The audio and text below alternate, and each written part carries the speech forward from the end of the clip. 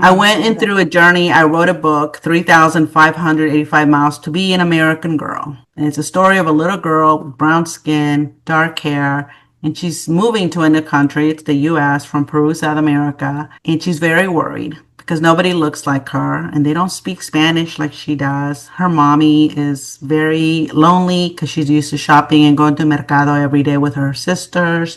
Dad is working night and day. So they're having a lot. Caring for others is part of your life, but it's not all of it. This is your space for growth, confidence, and connection to the whole you. Welcome to the Dali Talks podcast.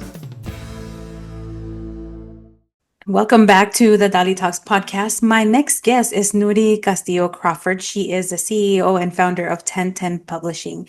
Nury, welcome. Tell us a little bit about 1010 Publishing and how you got it started. Okay, yeah. Well, first of all, thank you for having me again. I really appreciate it. So yeah, 1010 Publishing. Whew. First of all, I'm an educator forever and a day. So really publishing and being an author or anything like that was never in my radar. I mean, I've always loved books, and I recall at a very young age when we first emigrated to the U.S., my family and I, that I discovered public libraries and was in total awe that I could use and read all these books for free. I was like, oh my gosh, this is everything. And so little by little, my mom and dad, after I used to help my mom clean offices on Thursday evenings and clean houses on Saturdays. So if I did a good job, my mom would let me stay at the library for a couple hours. She'd drop me off. And while at the library, one of the librarians got to liking me a lot, and she would bring me animal crackers. So you could have found me in between any aisle, upside down, legs on the bookshelf, laying on the ground reading a book that I probably couldn't read at first because I only knew Spanish proficiently. But I was so eager to absorb and learn English that books definitely were definitely my way of getting into loving English and learning, etc. So all of that to say is that even though I love books and I was in love with books and everything to do with books, I never thought I was going to write a book, and I definitely wasn't going to be a publisher. I was an educator. I don't know anything about business. But when the current administration was running into the political arena, a message of negative proportions was being broadcasted everywhere I went. It was on the radio, it was on the TV, it was everything. And I tried my best to ignore it, to be honest with you, because I'm like, doesn't make any sense. Like, whatever. Who cares? They're lies. And I can't see myself. I'm an immigrant, and I know my family is not bad, and we don't rob and do any of those evil things that were said. So I tried to ignore it, but I couldn't. And then one day I literally thought, if a person who doesn't know my immigrant story can say those things, and maybe that's their version, maybe that's their experience, what's keeping me from giving my version, which I know is true because I lived it and my family lived it.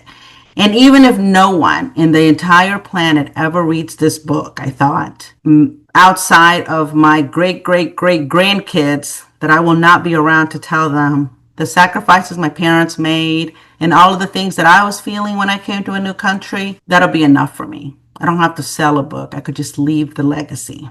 I went in through a journey. I wrote a book, 3,585 Miles to Be an American Girl. And it's a story of a little girl with brown skin, dark hair, and she's moving to a new country. It's the U.S. from Peru, South America. And she's very worried because nobody looks like her and they don't speak Spanish like she does. Her mommy is very lonely because she's used to shopping and going to mercado every day with her sisters. Dad is working night and day. So they're having a lot of challenges that most of our families go through when we come here.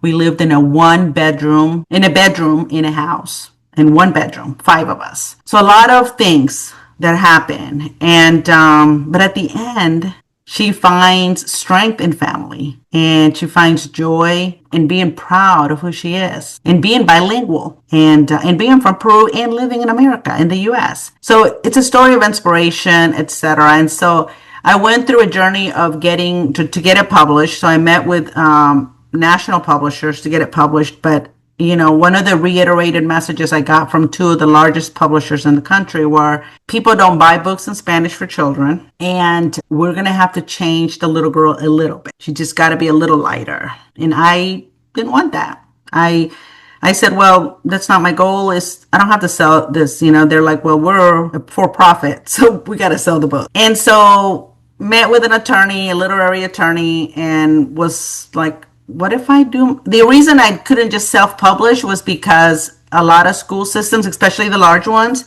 have prerequisites of how the book is brought to print. And smaller districts might allow you to bring the book and sell it and read it to the kids, but the larger school districts won't. They need it to be through a publisher so that is reputable. So long story short, I went ahead and I said, fine, I'll launch my own publishing house just so that I can do my own books. Such a Latina thing to do. Yeah, like, fine. None of those roads fit me, so I'll build my own. I brought my own bricks. From my own bricks and my own path. Right. Yeah.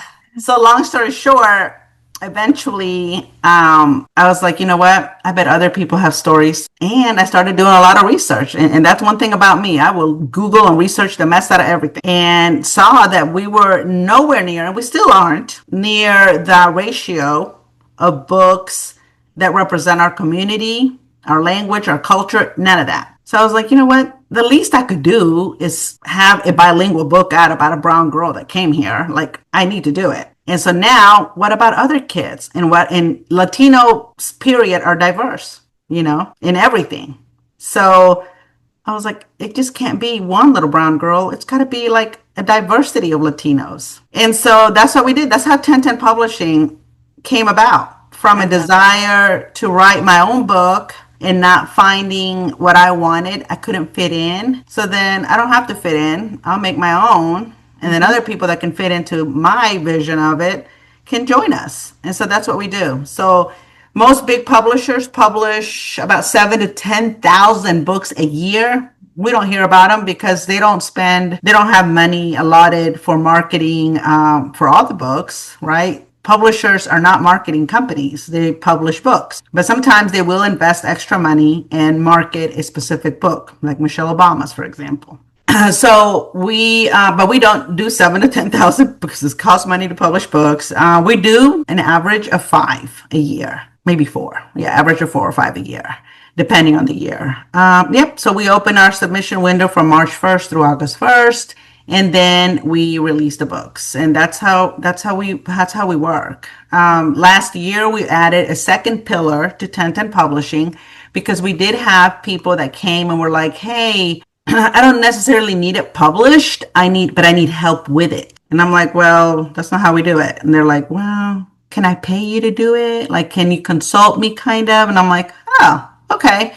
So we do a couple of those a year too. We help people. They're like, hey, I don't really need that because I already have an audience. Like I have a column with this newspaper. I already have an audience, or I have, I'm a leader at this school district. People have different reasons why they want to self-publish. And so if they do, we can help them. I love that. Oh, that's so good to know.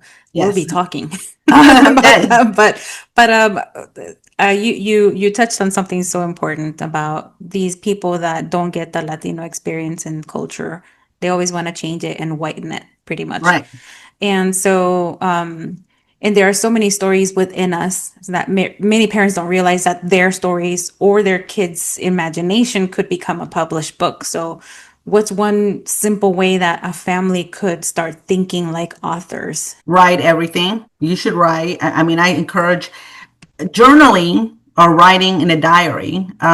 Research tells us that is a way of maintaining and supporting your mental health. So if nothing else, to help you organize, reflect, all for your mental health well-being, you should do it because your feelings, the thoughts that you have, they have to go somewhere. You don't let them fester, especially if you're worried, scared, concerned, mad, whatever those feelings are. Even when you're happy, you should write it down. But especially when you're having those hard feelings, you should write them down. Don't let them fester inside of you. It can become very toxic, and toxicity can make you sick.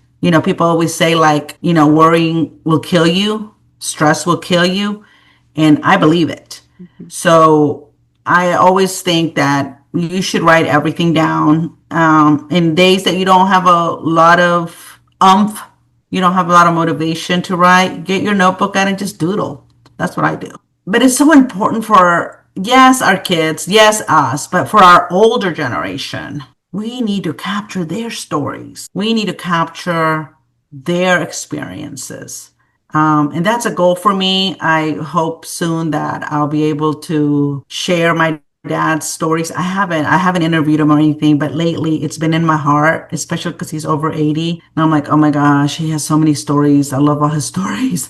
I gotta get his stories. Like, I gotta do it. So he's living in Peru. He comes to the US. He has property in a house here and everything, at least twice a year. So I need to sit down and do that. And it's actually on my things to do this before Christmas this year. So it'll be like a memoir type thing, but I'll figure out how I'm going to do it. But I want us all to capture our older generation stories. They have a lot to share and we should be capturing. But yes, our stories, the kids need to tell their stories too. And I love the variation of stories because yes, I write about a girl that, emigrated here, and that is true. I did. So it's writers write what they know or what they're inspired by, their own journeys, etc. So that's not a bad thing. But I also love when writers, especially our community, writes about random things. My dog, because yeah, we have dogs too. Like we can, yes, being an immigrant is just a little slither, a part of who I am. I'm a lot of things. I'm a Right. frog lover. I'm a world traveler, a bilingual person learning a third language. Like I am. I'm a reader. I love to swim. I love animals. I mean, I'm just so many things. I'm just not an immigrant. Yes, I am an immigrant. I'm proud and I'm a proud Latina, but that's not all who I am. Right. Right. So I love stories that just are stories, right? Right. And so that helps our kids too, because our children need to understand that that people that perhaps for whatever reason can't see our experience and don't respect our experience, like, okay, they have the right to feel whatever they want to feel, but you don't have to believe it. Right. You don't have to accept it. You don't have to accept somebody else's mediocrity. You don't have to accept somebody else's vision of your potential, right? You have your own mind, your own potential, and nobody should determine that by yourself. Whether it's a good or bad thing, whether you limit it or you don't limit, I encourage everyone not to limit. Dream 1,000 times bigger than what you're thinking right now, but don't allow someone else to determine that. Don't give them that much power. And our kids need to hear that every single day, not just when bad things happen, when good things are happening too. When we're at the beach, and when you made a mistake and when you don't make mistakes. Every day, you are greater than someone else's ideas of who you're supposed to be, right? And so I think that is very important for us. I agree. And you touched on something, you pretty much touched on legacy, writing it down, because one of the things that irks me the most is when I'm looking for a really good book, a good story, the amount of books by Latinos or Latinas is so much smaller compared to all the others. And one of the things that I've had discussions with girlfriends and other colleagues is that we all, as Latinos, should be capturing these stories in writing, because when we have Hispanic Heritage Month or Women's History Month, you see the same famous people being featured, and that irks me so much because we have so many people within our families who have done amazing things, and maybe it's not something that the globe was impacted by, but certainly a whole generation. And sometimes that's our tias or tios or grandmothers or nieces and nephews. They've done something amazing. Some of them are like the first Latino, Latina to do something, and nobody knows because it's not in the headlines, and it won't be because it's up to us to write those Yes. stories. Speaking of that, and working with encouraging parents and their children to write their stories, and even if it's a fictional or nonfiction, it doesn't matter what type. Have you worked with parents and their children create books together so far? And if I so, what was haven't, but through 1010 Publishing, and I think I told you I have a nonprofit with literacy. It's literacy based. So we have been doing a book festival, bilingual book festival for the last couple of years. It's called El Gusanito Book Festival. Oh, So everything that we is. title is kind of like Spanglish, Mm-hmm. so that we're not trying to exclude anyone. But if you feel it and you're vibing with it, then you're welcome to come. If you got something crazy to say, then you're not welcome. Is it always in Georgia? In Okay, Georgia. then I'm gonna have to go. Yes, and this year the board decided that we're going to add another layer. So we're going to do a Mercado Navideño. So now it's going to be El Gusanito Book Festival y Mercado Navideño. And through that, the couple of board members were so excited. I let them run with it, and we're going to be doing a writing contest. And Oh, there's going to be four categories: elementary, middle, high, and adults, because we want to capture adult stories. And all the winners are going to get like their story published by 1010 Publishing. 1010 Publishing wow. is going to be one of the main sponsors, and we're gonna publish their story. It's gonna be like a compilation type of book, and that way it'll be like a yearbook for the festival. It's because every year we could do one, and then we'll have like an annual book that's published. I think it's gonna be cute. So Yeah. we're doing that now, and so I'm excited. But no, I have never done that. But I would be interested in doing something like that. That sounds nice. Yeah, yeah. So many ideas right through my head because I have so many nieces and Yeah. they have such vivid, beautiful imagination. And sometimes I tell them, it's like, hey, you should write that down. And they're like, what Yes. for? I'm like, you never know, you might write a book one day. And I remember the first time I said that to one of them, they were like, what? I said, well, don't you know that there are children who are book authors already? And she said, wow, really? I had no idea. So just the fact that they don't understand that that is possible at such a young age, which just comes to show that we need more children authors, especially Exactly. Latinos, So you because, planted the seed, and I think yeah, that's powerful too. right. Yeah. Yeah. I love it. So, what does the process look like if somebody listening says, well, I have an idea, but I have no idea where to start? I'm not a pro. How do I organize myself? Oh yeah. So that question gets asked a lot.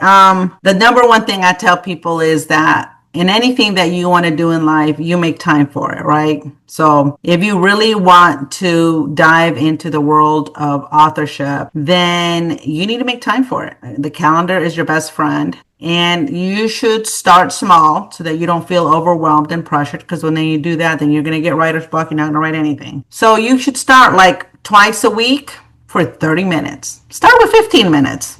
It really doesn't matter, because once you start flowing, the clock's not going to matter. You're not going to stop at 15 or 30 minutes. If you're in the groove, some days you won't be. But when you're in the groove, you will keep going. So that's what I tell. I say twice a week, 15, 30 minutes, put it on the calendar. Get yourself a notebook just for that, or put it on your computer. Whichever way you want to do it. You can do it old school. You can do it on your laptop or your desktop, because now there's programs. Because if you did it in a notebook, there's programs that can read it and print it out in your on your desktop or whatever. So yeah, I think like putting it on your calendar is number one. And you don't need, the last thing you need to worry about is the illustrations, the title, the margins, any grammatical, we call it technical things. Like, don't worry about all that. Don't worry about all that. Like, if you're going to do a self-publishing thing, then we have conversations like how your editor, you still need an editor, and that's going to be like your best friend. You're going to love them and hate them at the same time. And then, but if you get a publishing house, they'll worry about that. Okay, and Right. so then your publishing house, what do they cover? They cover the illustrations, Everything. editor. Yeah. Okay. We're Oh, like, we that's nice. literally are like a traditional company. Okay, We follow every protocol that a traditional publisher covers. So beautiful. people submit their work. There's all these tips about submitting too. Now, I know just finished saying not worry about technical, but there's a limit too. I mean, Yes. if you put no effort in trying to clean it up, then you're probably not going to get chosen. Hmm. And I don't do that first round. I have editors that do that. They will go to the first round. They'll pick. X amount of manuscripts, depending on how many we have. And then they'll pick their best. They'll do all of their thing. And then at the end, I get to approve them, right? I usually go by what they say because that's their job. But, I will look at it. So yeah, they submit their work. We close the window. We choose. We communicate with the people that are going to get a contract. They sign the contract. 12 to 18 months. We will have the book done. Printed. I mean, it'll be ready. Yeah. And that's really the only work the author does or the writer does during that time frame is meeting deadlines in terms of editing, right? The book will go through 4 layers of editing, including the context, all the way to the copy editing at the very end when it's literally, this is it. We're getting ready to print. You need to look at this and make sure that you're okay with it. Usually it's not an issue by that time. Usually the author does a lot more work in the beginning because, the editor, whoever they get assigned to might be like, I don't get this. I don't love this. Or what are you trying to do here? That kind of thing.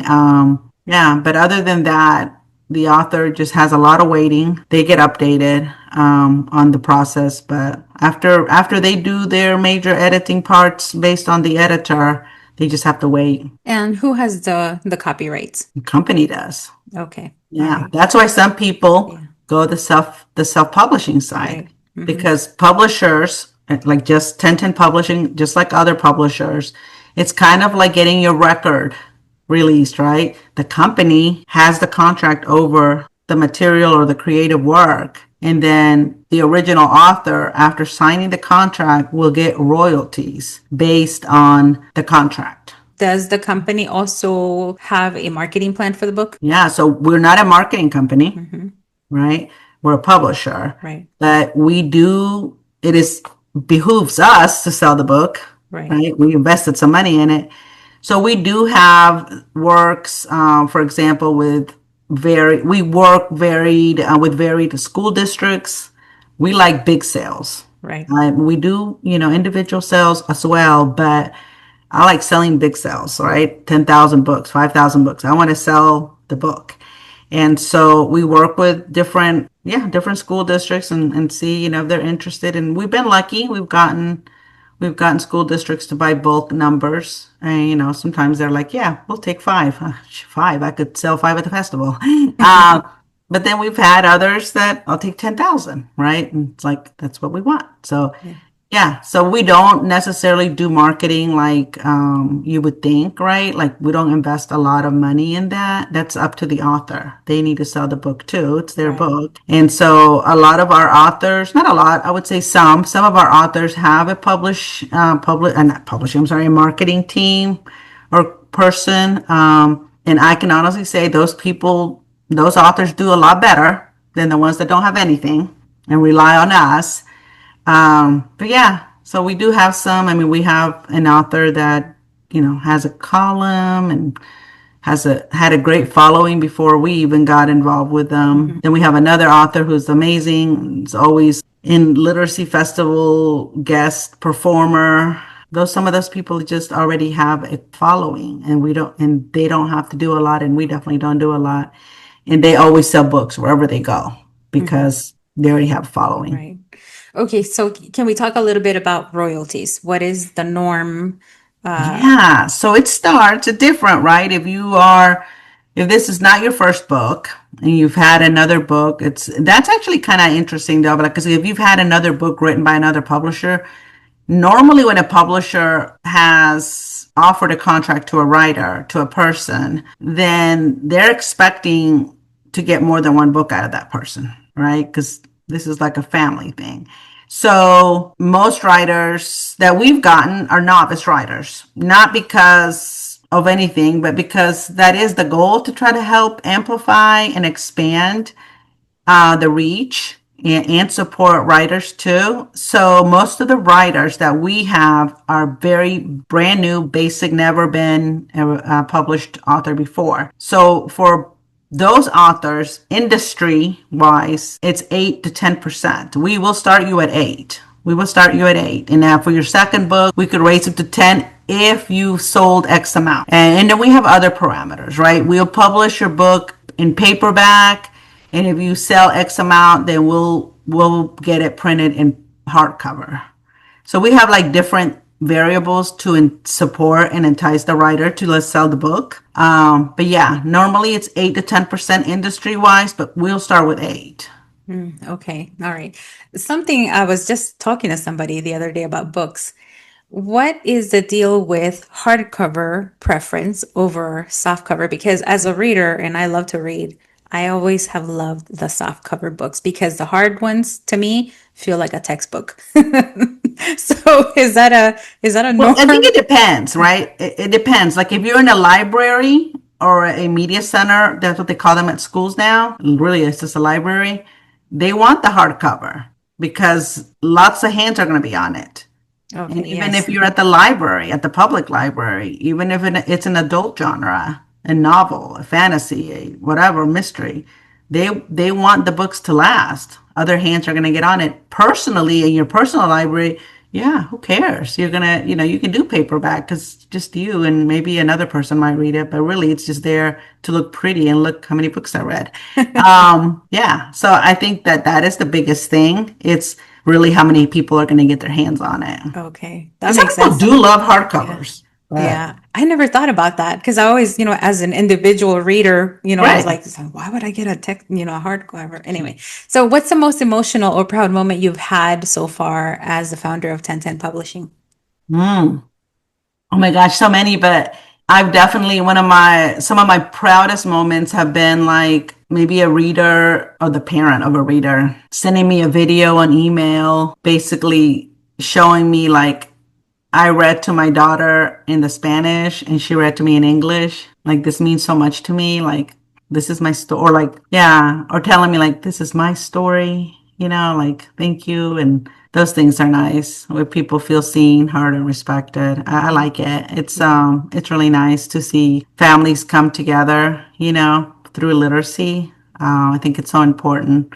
So yeah, I think those are some of my proudest moments is when people just let me know like this actually mattered to us. And I think it's so important for people to see themselves and for the kids to experience that, right? To see like, oh, like my mom can read or my mom and I can read together or like I kind of look like this kid, right? Like, oh, okay. Like it's nice for people to feel seen, heard, and respected. Yeah, I bet. And what's one a book that you wish existed when you were growing up, and have you published anything like it? Well, mine. It Of would have been course. nice to know, nice Right. to know that it was okay, that I was Yes. gonna be okay. Mm-hmm. Like ultimately, like, oh, she made it. She made it because she wrote a book about it. And I saw her on whatever, and she's 50 most influential Latinos for 3 years in a row or whatever. Like, oh, I'm not less. I'm just Yeah. me. I'm okay to be me. Mm-hmm. And like, it's okay to be proud of your brown skin. You don't have to Mm-hmm. not be brown to be proud of who you are. And yeah, I just feel like books that help our community feel seen, heard, and respected, to be elevated, to feel proud of our culture, and to love the skin we're in and celebrate everything. Like I do it all the time on social media. Like even if I'm writing an English post, I throw in Spanish words in there. And people, I guess, they're still following me, so they must not hate it or they've accepted whoever I am and it is what it is. But I don't shy away from that. I don't shy away from who I am. I'm proud of who I am. I love my community. I'm gonna fight for my community. I don't want nothing bad to happen to anybody else. Mm-hmm. I Yeah. want everybody to feel like winners. Right. And I want everybody to be the best version of themselves, but that includes my community too. And I feel Absolutely. very strongly about that. Yeah. What's one story you're dying to help somebody tell through your publishing company? Oh my gosh. Um, Dying to tell, I don't know. The most recent stories that we're doing have to do a lot with mental health type things, self-esteem and things like that. And I like that. I think we need that too. It would be nice to tell stories of people like from central area of Latin America. We don't have any of Oh, those. really? You know Yeah. what? I'm gonna be the first one from Yeah, like, Nicaragua. and I have friends like from Guatemala, etc. And I'm like, how come none of y'all want to write a book? Like, I think that's important too, because we have children from Nicaragua and Hmm. Guatemala and stuff, and they need to feel seen too. They need Right. to understand that everything that they bring to the table is also beautiful and amazing. And for someone who is listening right now and they're thinking, okay, I heard everything that Nuri said, but I could never be an author. What would you say to them? I'd say yes, you can. Like, yeah. Yeah, you can. Like, write your story. And everybody's not going to love it. I'm going to tell you right now. And I've Mm-hmm. sold thousands of books. I mean, thousands. And I know some people don't love it because I've read it with my own eyes. Like, how dare you come to this country and take my child's scholarship away? It was like Yeah. one of the interviews I did. Or if you love it so much, why don't you go back?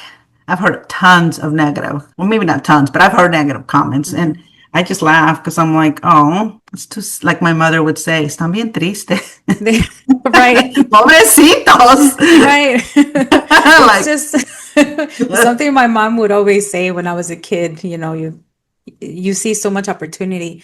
And she would always say, estos americanos no aprovechan de sus propias cosas. These yeah, Americans don't take advantage of their own opportunities, their own yeah. things. How is that my It's fault? exactly. Don't be mad because somebody Yeah, else decided to do something you're not willing to. yeah. So, So, and yeah, like I there said, I is. mean, little kid, I'm cleaning offices, I'm cleaning houses, I'm helping my parents. My job was to pay the bills. I mean, not my money, but my job was to pay it, right? I had my little list on the fridge, what was due the first, what Mhm. was due the 15th. Right. I got the checkbook out. I wrote the checks. I signed the checks. I See, and mean, this is why Latino kids are so resilient and we grow up fast. And some people might see that as a negative, but I think it's such a gift because we're yes. survivors. Like, si no quitan todo, we can still survive. We're Sometimes not going to be people, when crying I'm a about it. keynote and stuff, they'll say like, oh, at the end, they'll see me afterwards like, I'm so sorry you had to go through all that as a little kid. And I'm like, I'm not. Yeah, I said, that's what family is. right. Everybody does their part. I was the interpreter. I was the bill payer. I taught my mom how to drive even though I was a kid because she couldn't read the manual and I could. I'm proud. I mean, I'm Right. honored. My mom and dad trusted me. Like Yes, I was winning before I knew I was winning. exactly. Yeah. And so I tell people like, don't feel bad for me, honey. Mm-hmm. Like my parents protected me more than I was gold. Oro Right. en polvo, mi mamá me decía. That's Tú right. eres oro en polvo. Mm-hmm.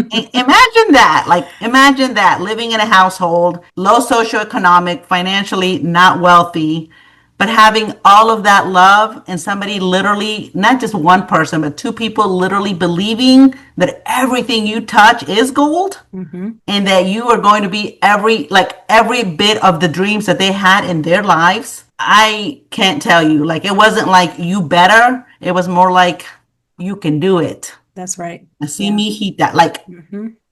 so now nobody needs to feel sorry for me, girl, because I was winning before I knew I was winning.